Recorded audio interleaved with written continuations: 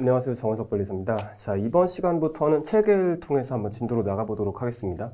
책을 펴주시면은 이론편 이렇게 나와 있죠. 서설 및 총칙 파트를 본다면 주요 개정법들에 대해서 좀 나오고 있어요. 주요 개정법들에 대해서는 이제 시간이 남으실 때 한번 읽어보시면 좋을 것 같고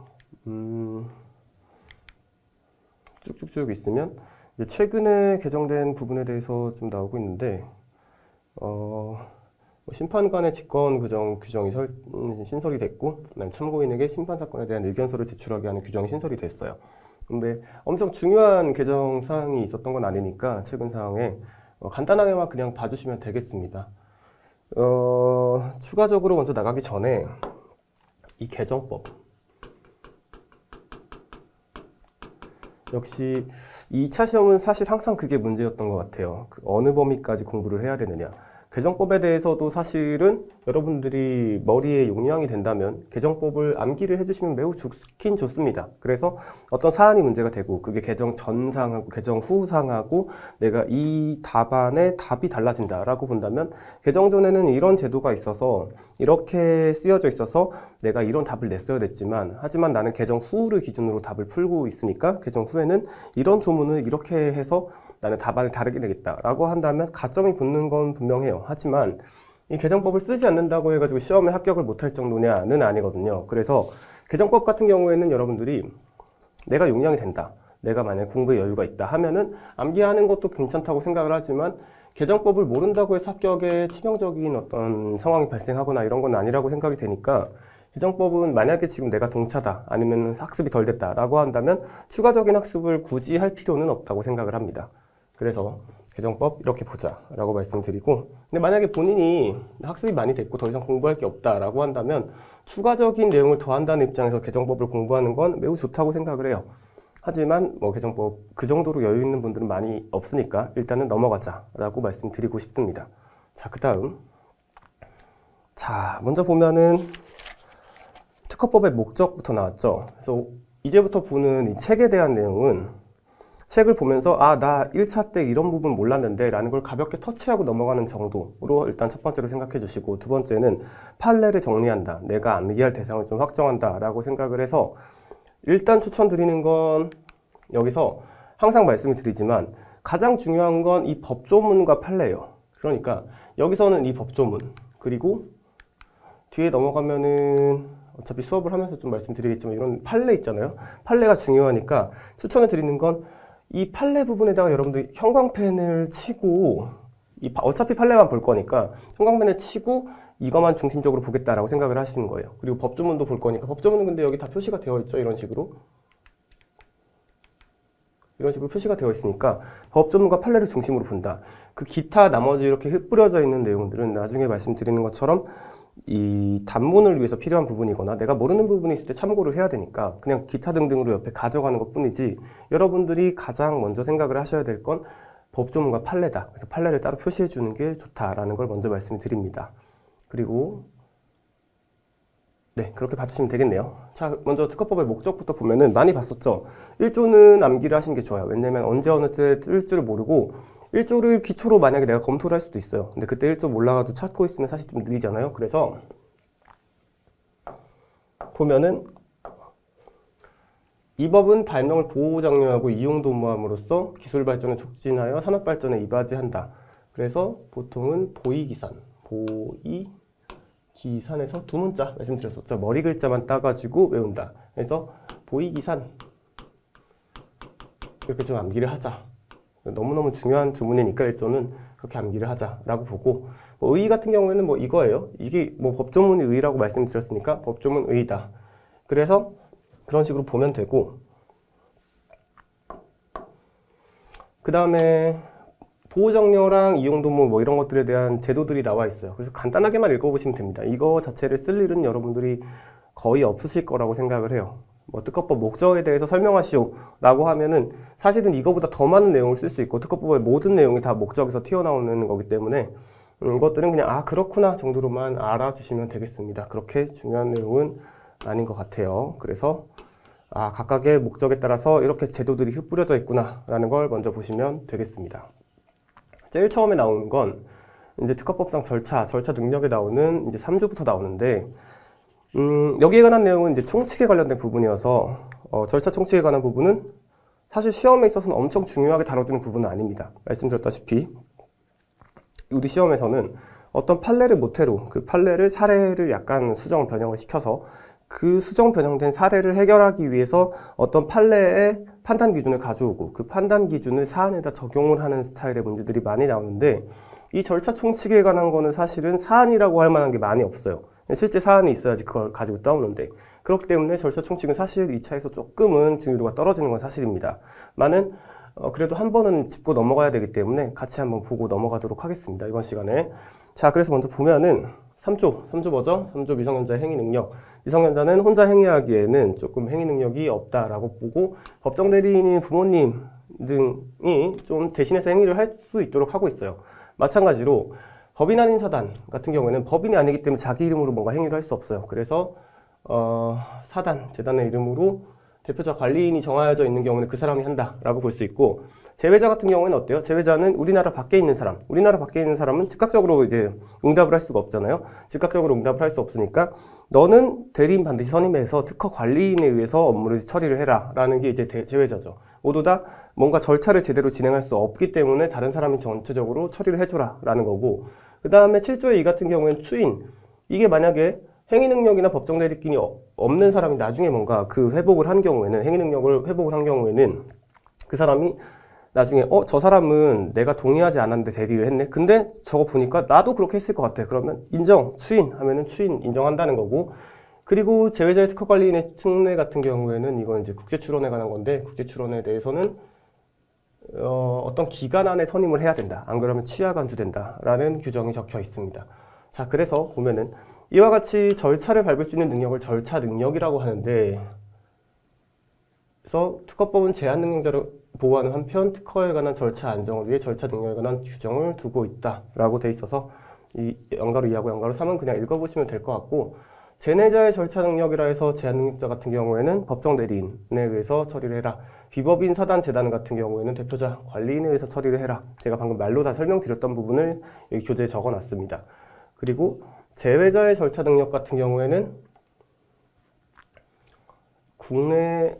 특허 관리인에 의해서만 처리를 할 수가 있고, 근데 대신에 국내에 체류하는 경우에는 괜찮고, 그리고 기준 이전의 절차를 밟는 경우에는 국제 출원 같은 경우에는 그런 경우에는 괜찮다.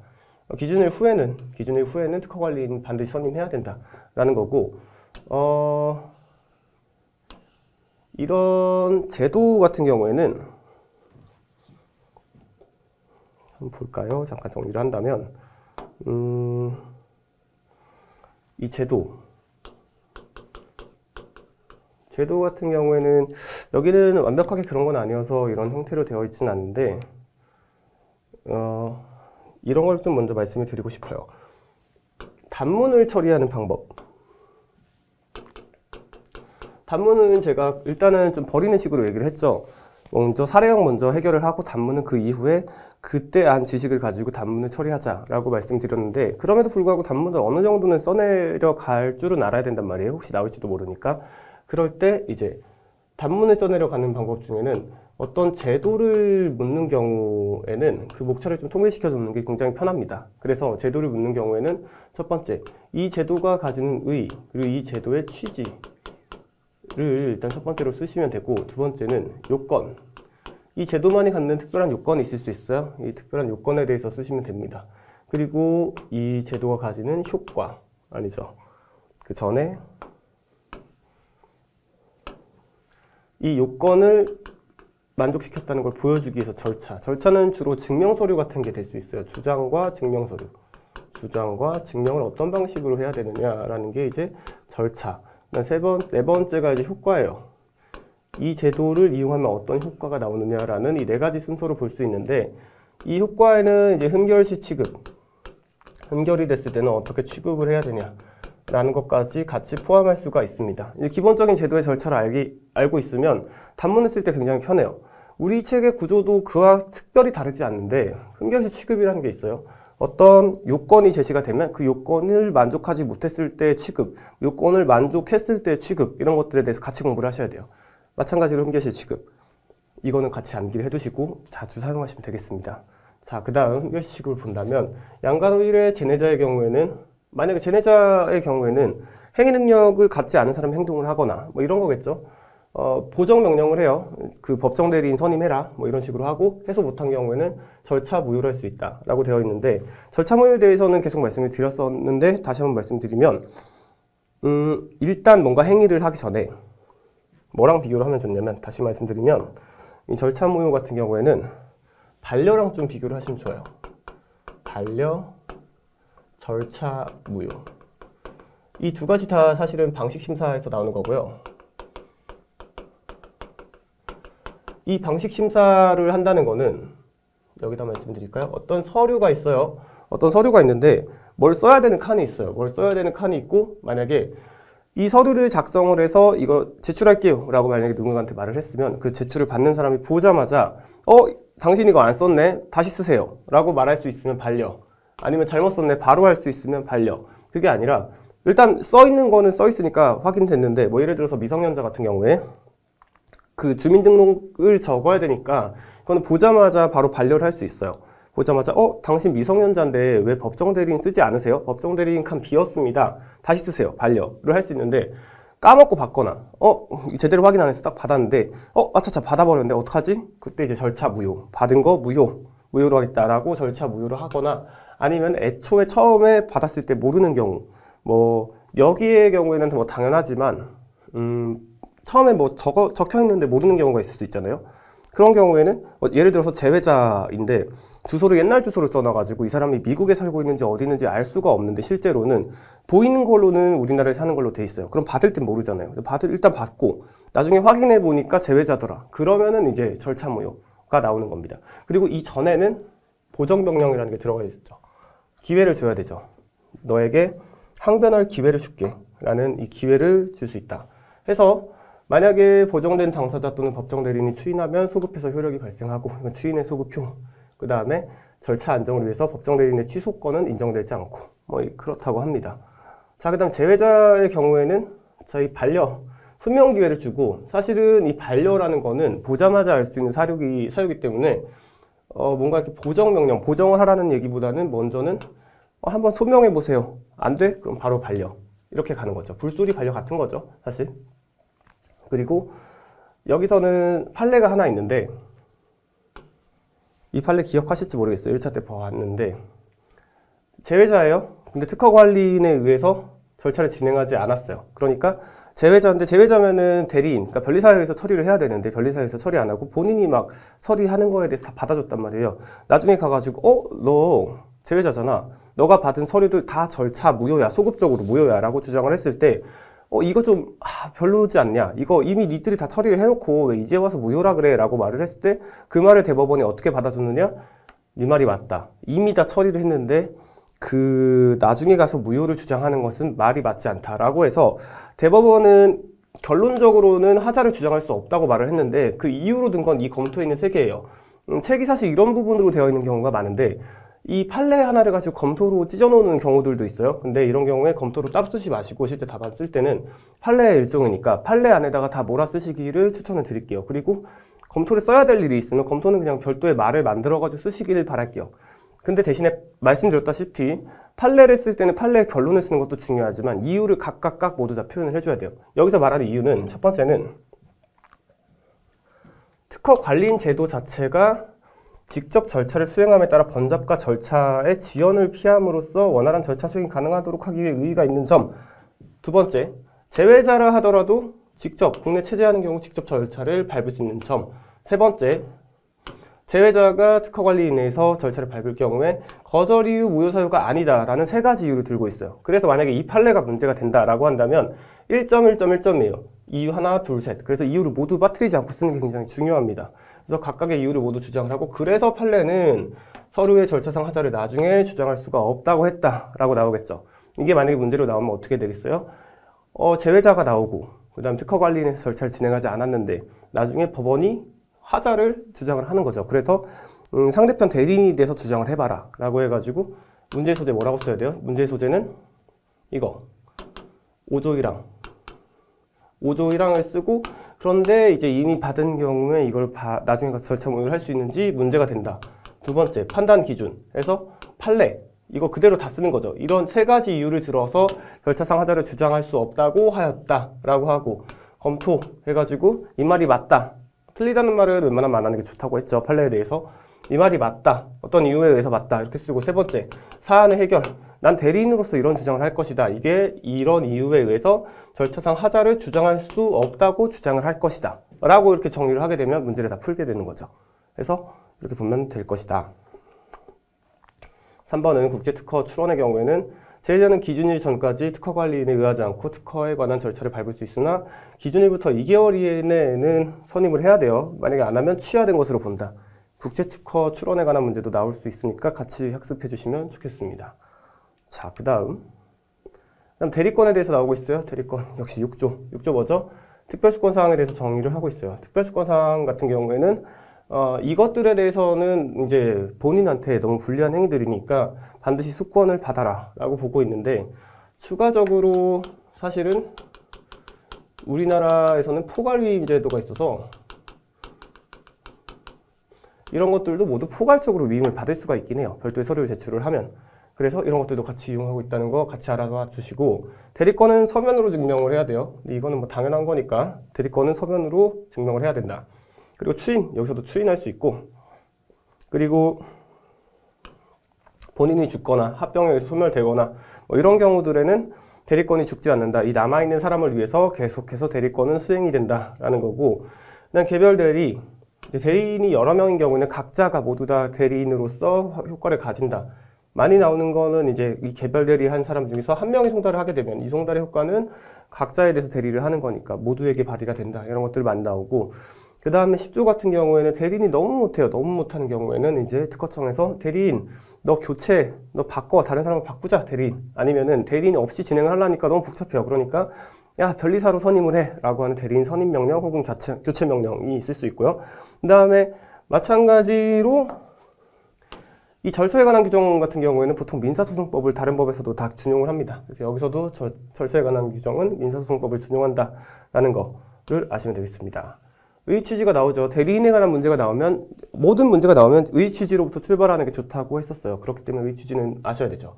대리인이란 본인의 이름으로 특허에 관한 절차를 밟는 자를 말하며 대리인이 밟은 절차의 법률적 효과는 본인에게 기속된다라고 해서 뭐 사적 자치를 보충한 측면에서 법정 대리인, 확장하는 측면에서 임의 대리인 제도를 두고 있다라고 보고 있는데, 뭐 물론 많이 나오진 않으니까 상대적으로 중요도는 떨어지지만 알고는 있자. 법정 대리인은 법률의 의사, 법률의 규정에 의해서 대리인 된 자, 친권자 있고 후견 감독인이 있는데 후견 감독인의 동의를 요한다 라고 되어 있어요. 그러니까 친권자 후견인이 있는 거죠. 후견 감독인은 이제 후견인의 동의를 하는 사람을 말을 하고, 그다음 임의 대리인 같은 경우는 본인의 의사에 의해서, 자 변리사 같은 사람 말하는 거죠.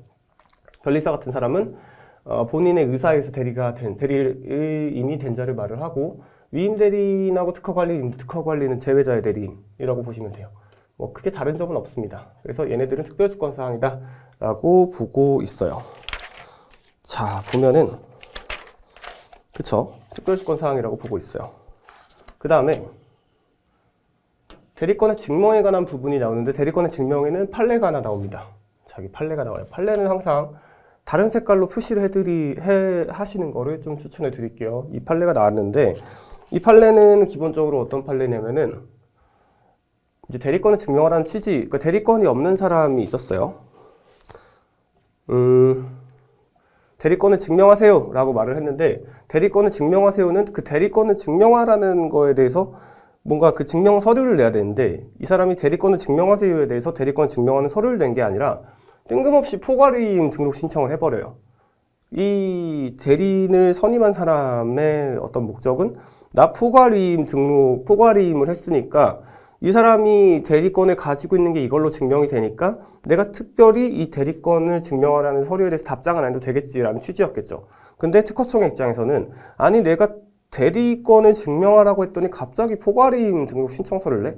이거 서류가 맞지 않아. 너 그러니까 대리권 증명 안 했어 라고 말을 한 거예요. 법원이 이래가지고 두 개의 다툼에 대해서 판결을 내려줬는데, 법원은 여기에서 이거는 보정명령을 이행한 거다 묵시적 의사, 그 실질적인 의사를 보면 당연히 이거는 서면 증명을 한 거로 볼 수 있다라고 봤었어요. 물론 이런 결론도 중요하지만 왜 그런 결론을 냈느냐? 이유가 중요하다고 했었어. 자, 첫 번째는 이 제출하는 거, 이 증명하려는 취지의 보정 명령에 대해서는 특정한 방식을 요구하고 있지 않아요, 원래. 이 보정에 대해서는. 그러니까 방식 상관없이 포괄임 등록 신청이라는 그런 이상한 방식으로 했어도 원래 방식을 요구한 게 아닙니까? 너 맘대로 이거 거절하지 마. 이렇게 얘기를 하는 거고요. 두 번째 같은 경우에는 이런 거 같은 경우에는 절차에 관한 규정은 사실은 이 특허청이 씌우려고 하는 거잖아요. 그러니까 이거는 가능한 제출자의 이익이 되도록 해석을 해야 돼요. 그래서 제출자의 이익이 되도록 처리할 필요가 있고, 그 다음에 마지막 세 번째 같은 경우에는 이미 출원한 사건의 특허에 관한 절차 또한 포괄임의 대상이 된다. 그러니까 포괄임을 받고 출원을 하는 게 사실 일반적인데 이미 출원을 다 하고 나서 나중에 사후적으로 요거에 대해서 포괄임 할게 라고 하는 것도 되니까 이 나중에 포괄임 한 것도 괜찮다 라고 하는 세 가지 이유를 들어가면서 하나, 둘, 셋에 대해서는 외워야 되죠. 각각 1점이니까 하나, 둘, 셋의 이유를 대면서 나중에 포괄임서를 대충 제출해도 그래도 이 대리권을 증명하려는 취지의 보정 명령을 제대로 이행한 것으로 봐줄게 라고 말을 하는 거예요. 네, 그렇다고 볼 수 있다 까지 보시고, 그 다음에 대리권의 불소멸. 대리권, 아까 전에 말씀드렸다시피 본인이 사망 등으로 임의 대리권 소멸되지 않고 개별 대리의 원칙, 각자는 각자가 대리한다. 그러니까 여러 명의 대리인이 있을 때 모두 다 각자가 대리한다 라는 거고, 대리인 없으면 못하겠네. 선임하세요. 대리인 너무 못하네. 교체하세요. 하고 이런 식으로 돼 있다. 그리고 이런 것들 제대로 하지 않으면 특허에 관한 절차를 무효로 할 수 있다 라고 볼 수가 있습니다. 자, 이렇게 되겠네요. 그다음 대표가 나와요. 대표는 뭐죠? 대표는 여러 명이 당사자인 거예요. 여러 명이 당사자일 때 그 중에 한 명을 자, 너가 이제부터 대표로 행동해. 대리하고는 다른 거죠. 대리는 본인은 한 명인데 그 대리인이 너가 대신해줘 이렇게 하는 거고, 대표는 애초에 그 당사자가 여러 명인데 자, 이제부터 네가 대표로 행동해 라고 이렇게 가는 거죠. 그래서 복수당사자 대표 같은 경우에는 모두 각자가 모두를 대표한다 되어 있고, 그 다음에 이런 거 같은 경우에는 암기하셔야 돼요. 1차 때 모두 암기하셨다고 생각하고, 이런 거 같은 경우에는 자, 이제 각자 대표 본인에 대해서 각자가 모두를 대표한다. 그치? 요거를 제외하고는 대표권을 가지고 있다라고 볼 수가 있어요. 자, 그 다음에 그래서 이런 것들 좀 정리하는 거고, 의의 같은 경우에는 뭐 아실 거라고 생각하고 넘어가겠습니다. 그 다음에 관련 판례가 중요하니까 관련 판례에서 좀 보면 여기도 이제 형광펜 체크를 하셔야겠죠. 한 명한테 송달했어요. 이거 괜찮을까요? 괜찮죠. 각자 대리랑 마찬가지로 한 명한테 하면 송달해도 괜찮다. 괜찮다는 게 무슨 말이에요? 이 송달의 적법성 같은 경우에는 기간의 도과랑 관련이 있어요. 그래서 송달을 누군가 한 명 받으면은 그때부터 기간이 계속 똑딱똑딱똑딱 지나간다 라는 얘기죠. 그리고 가장 위쪽에 있는 사람이 대표자라고 할 수 있느냐라고 봤을 때 그렇지는 않다. 자동으로 대표자가 된다고 볼 수 없다. 이죠. 그리고 대표자가 선정된 경우에는 대표자는 전원을 대표한다 라고 볼 수 있고, 동의를 얻어야 되는 경우들이 있고, 그쵸. 이렇게 볼 수가 있겠습니다. 이런 것들도 나오는데 간단하게만 볼까요? 각주 처리된 건 엄청 중요한 건 아니에요. 근데 그래도 한번 보면은 공시송달을 하기 위해서는 이거 최후의 수단이니까 전원의 주소, 영업소가 불분명해야 돼요. 송달 받을 수 없는 때인데 한 명이라도 뭔가 송달을 제대로 받을 수 있거나 받으면은 공시송달을 할 수가 없어요. 이런 내용입니다. 자, 그 다음 기간은 1차 공부할 때 여러분들 충분히 공부하셨죠? 뭐 나오게 되는 경우에는 반드시 맞추셔야 되는데, 보면 기간의 계산, 먼저 뭐 30일 이런 경우에는 기간의 계산에 대해서 날짜 단위로 해야 되죠. 그래서 하나씩 세시면 돼요. 3월 1일부터 하루가 지나야 된다. 그러면 3월 2일까지 3월 1, 2 이렇게 되는 거죠. 그리고 초일 불산입이에요. 초일 불산입이니까 정확하게 계산을 어떻게 하시면 되냐면 여기다 한번 써볼까요?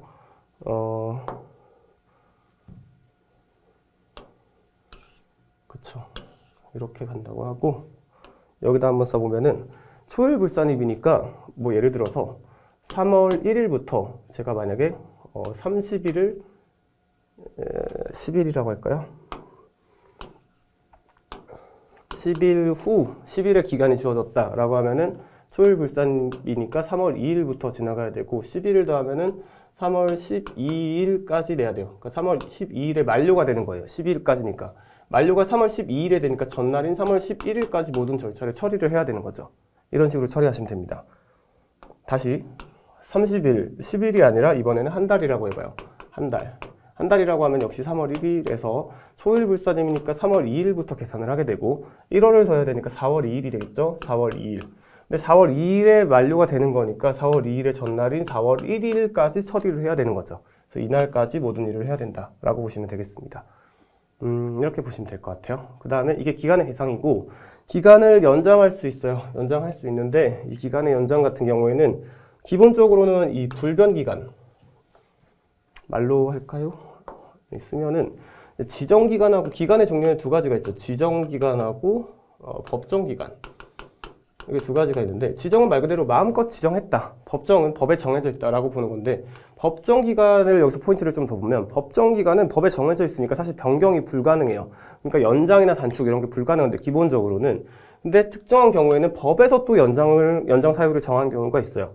특정한 경우가 뭐냐? 이 거절결정 불복심판 같은 경우에는 너무 중요하니까 너무 이 출원인의 권리를 보호하기 위해서 특정하게 연장할 수 있는 종류를 좀 두고 있습니다. 그래서 기본적으로는 30일에서 한 차례 연장할 수 있는 거고 여기 이제 도서벽지 교통이 불편한 자에 있는 경우에요. 근데 이거는 다른 말로 해석하면은 제외자입니다. 제외자의 경우에는 또 추가할 수 있어요. 그래서 30일 플러스 제외자는 또 추가할 수 있다라고 볼 수 있습니다. 그 다음에 절차의 추후 보완. 그래서 나중에 추후로 보완할 수 있다라고 내려지고 있습니다. 까지 보면 이제 법정기간하고 지정기간에 대한 얘기가 나오죠. 거절결정 불복심판인 경우에는 예외적으로 좀 추가할 수 있으니까 가변기간이다라고 볼 수 있고 지정기간은 지정한 기간이니까 지정 맘대로 해도 되죠. 뭐 그렇게 되어 있고 자, 요거 기억나시나요? 특허에 관한 절차의 의미에 대한 건데 이거는 정확하게 이제 판례가 가리키는 건 사실 근로자의 날에 관한 경우예요. 근로자의 날. 무슨 말이냐면 이 사건 자체가 심결 취소 소송을 제기를 하는데 심결 취소 소송에 이 마지막 날을 도과해야 한 거예요. 그 제기하여야 되는 마지막 날. 그 마지막 날을 도과한 다음 날이 근로자의 날이었는데 근로자의 날에 심결 취소 소송을 제기를 하면서 사실 사무소 입장에서 난리 났겠죠. 왜냐면 기간을 도과했는데 어떡하나 하고 일단은 마지막 날에 도과한 다음 날인 근로자의 날에 소송을 제기를 하면서 이런 말을 한 거예요. 이 근로자의 날도 공휴일이다. 그리고 공휴일은 공휴일 다음 날에 만료가 된다. 그러니까 내가 근로자의 날에 제기를 한 건 적법하다. 이런 얘기를 한 거예요. 근데 이제 판례는 뭐라고 말했냐면은 이 근로자의 날을 공휴일로 봐주는 건 얘는 특허법만 그렇다. 그리고 놀랍게도 이제 민사소송법. 사실 심결취소소송은 행정소송법인데 행정소송법에서는 민사소송법을 준용해요. 그래서 민사소송법이랑의 관계를 봐야 되는데 이 민사소송법에서는 근로자의 날이 공휴일이 아니에요. 취급이 안 돼요. 그렇기 때문에 이 심결취소소송은 특허법의 적용이 아니라 민사소송법의 적용을 받는다. 그렇기 때문에 근로자의 날은 공휴일이 아니니까 이때는 기간이 그대로 도과를 해서 사실 이거는 기간 도과했다 해가지고 선고 내린 거죠. 그래서 여기서 말을 하는 건 다시 보면 이유들을 잘 보셔야 돼요. 이 이유는 첫 번째, 특허에 관한 절차라는 건 출원기타 청구의 절차로 보는 거고 2번, 5조에서는 이거 두 개 구분하고 있고 특허에 관한 절차하고 심취소를 구분하고 있고 그러니까 심취소는 특허에 관한 절차가 아니야 라고 보면서 근로자의 날에 공휴일 적용을 배제한 사건입니다. 그쵸? 그리고 불규칙 사유 같은 경우는 한번 보시면 좋을 것 같아요. 그 다음에 그죠? 기간의 계산은 방금 전에 했었고요. 그 다음에 절차의 반려무효 같은 경우에는 사유가 여러 가지가 나오죠. 사유가 여러 가지가 나오는데 1차 때 여러분들이 학습을 하셨거나 아니면은 반려랑 무효는 아까 전에 말씀드렸다시피 반려는 보자마자 알 수 있는 거, 무효는 받고 나서 알 수 있는 거 이렇게 좀 구분하시면 좋을 것 같습니다. 반려, 무효 이렇게 나오죠. 그래서 각각에 대해서 이 처분만 좀 본다면 반려 같은 경우에는 소명이라고 해가지고 이제 보정명령 이런 게 아니라 말을 해봐. 이거 왜 안 적었어? 말해봐. 다시 써와 하는 이 소명 기회를 부여를 하고 소명서 만약에 할 말이 있어요. 이거 이래서 안 썼는데요? 라고 하는 소명서를 제출하거나 혹은 아, 그냥 반려해 주세요. 반려 요청. 아니면 이거 안 받은 거에 대해서 행정심판이나 행정소송을 통해서 다툴 수 있어요. 그러니까 반려 자체도 행정처분이기 때문에 그 반려 처분에 대해서 행정심판, 소송에서 다툴 수 있다라고 볼 수 있습니다. 그리고 소명에 의해서 하자가 해소된 경우에는 해당 서류를 처음 제출한 날에 효력이 발생한 것으로 간주한다. 당연하죠. 처음부터 반려 처분이 잘못된 거니까.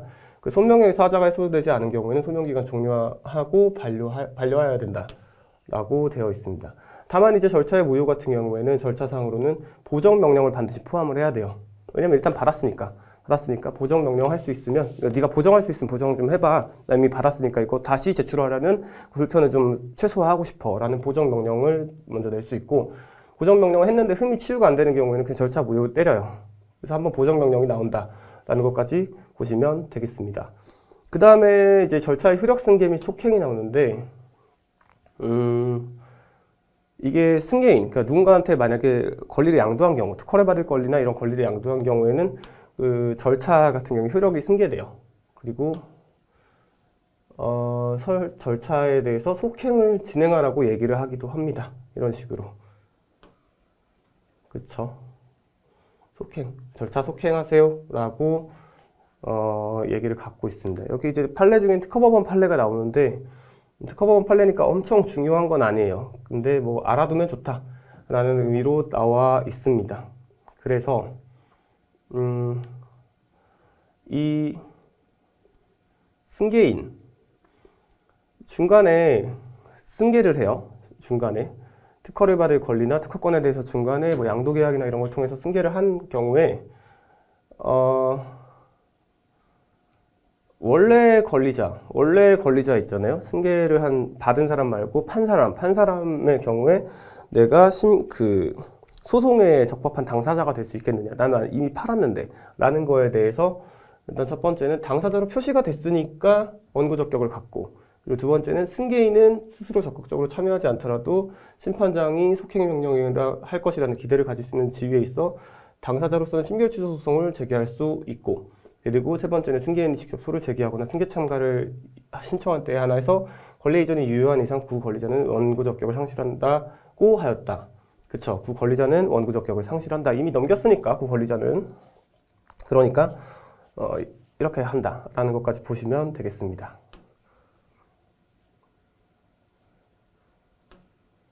포인트는 사실 이 판례에서는 그렇게 중요한 건 아니지만 말이 나왔으니까 다시 보면은 갑이라는 사람이 있고, 갑이 을에게 권리를 넘겼어요. 근데 갑은 예를 들어서 병하고, 그 전에 이 정도의 병하고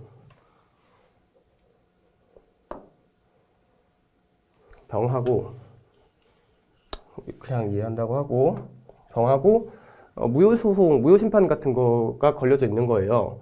그럼 여기서 이제 갑이 예를 들어 갑패, 이제 특허권자였는데 특허권 넘겨줬는데 갑이 패소했어요. 그러면은 여기서 갑이 병에게 심결에 대해서 취소를 구하는 소송을 제기를 하는데, 근데 문제는 이 심판 중간에 넘어갔단 말이에요. 이 권리가. 그러면은 을의 입장에서는 사실은 이 심판이 제대로 걸려 있는지도 모르는 상태에서 불복할 기회를 상실했다고도 볼 수 있잖아요. 하지만 판례는 어떻게 봤냐면, 이거는 갑이 지고 나서 이렇게 들어간 건 부적법이다. 얘는 부적법하다. 왜? 이유는 뭐냐면 당사자는 을이 되어야 된다. 넘겼으니까. 맞죠? 맞는 말이죠. 을이 되어야 돼요. 근데 을은 통지받을 일이 없지 않느냐. 어떻게 을은 이 상태에서 알 수가 없지 않느냐. 이런 주장을 을이 했었는데, 판례는 뭐라고 말하냐면 심판장은 이 절차 속행 명령이라는 걸 을한테 했어야 했다. 그리고 그런 거에 의해서 을은 알 수밖에 없다, 사실은. 그러니까 이 갑이 한 거는 여전히 부적법하다라고 말을 하고 있어요. 네, 그 다음 넘어가면 절차의 정지. 자, 이거 뭔지 아시죠? 중단하고 중지가 나오는데, 중단은 사람 바뀐 거, 중지는 사람 안 바뀐 거를 볼 수 있고 합쳐서 정지라고 부르는데, 이런 중단 정지 같은 경우에는 이후에 수계 절차를 거쳐가지고 이어지는 사람에 의해서 수계를 하게 됩니다. 특히 중단, 사람이 죽었어요. 사람이 죽으면은 상속인에 의해서 이제 진행이 돼야 되죠. 그래서 수계를 하고, 수계 신청이라는 걸 할 수 있는데 수계 신청은 이런 방식으로 할 수 있다. 라고 볼 수가 있습니다. 그 중단 중지가 된 경우에는 기간의 이익을 다시 주기 위해서 처음부터 모든 기간이 다시 진행이 돼요. 그러니까 30일에서 10일이 지났다고 하더라도 중단 중지가 된 경우에는 다시 30일이 주어집니다. 자, 이런 거 볼 수가 있죠. 그래서 절차의 중단 이런 나와 있고, 중단 사유는 뭐 이런 게 있어요. 같이 알아두시면 좋을 것 같고, 이제 절차는 신청이나 명령에 의해서 수개가 이루어지고, 중단의 예외는 대리인이 있는 경우에는 중단 안 되죠. 사망자가 있다고 하더라도 그 상속인이 등장하기 전까지 대리인이 계속 절차를 수행하면 되니까 중단이 되지 않아요. 그리고 효과 있고, 중지는 마찬가지로 뭐 특허청에 뭐 특별한 사유가, 특허청 무너졌다던가 이런 경우에는 이제 중지가 된다. 그리고 중지가 해결된 경우에는 다시 기간이 처음부터 진행이 된다라고 볼 수가 있습니다. 자, 그 다음에 마지막으로 서류의 제출 및 송달인데, 1차 때도 그렇게 중요하게 다뤄지지 않았던 조문인 것만큼 2차 때도 그렇게 중요하진 않습니다. 하지만 일단 보면은 서류 제출의 효력 발생 시기는 일단 우편의 통신일부인이 표시된 날이 분명한 경우는 표시된 날로 볼 수 있고, 공시송달이라는 게 아까부터 있었죠. 뭔가 모두가 받을 수 없는 경우에 법원 공보에다가 그냥 송달하는 것, 나타내버리는 것, 공시송달이라고 하고, 제외자에 대해서는 특허 관리인한테 송달을 해야 돼요. 그래서 이 발송한 날에 송달된 것으로 본다라고 보고 있는데, 특히 더 안 중요한 거는 이게 사실 옛날에는 이 우편에 의해서 모두 처리가 됐기 때문에 우편을 언제 보냈는지, 받은 날은 언젠지, 이게 결국은 송달을 받고 나서 기간이 어느 정도 지나서 기간의 도과의 문제랑 연결이 되기 때문에 송달이 굉장히 중요한 문제였는데, 이제는 어때요? 이제는 전자적으로 다 해결이 되죠. 그러니까 전자로 띡 보내면 모두 확인할 수 있기 때문에 그때부터 기산한다면 봐서 그렇게 막 엄청 복잡한 문제가 아니게 된 거예요. 더 이상 송달에 대한 문제가. 그래서 중요도가 좀 떨어졌다 라고 볼 수가 있겠습니다.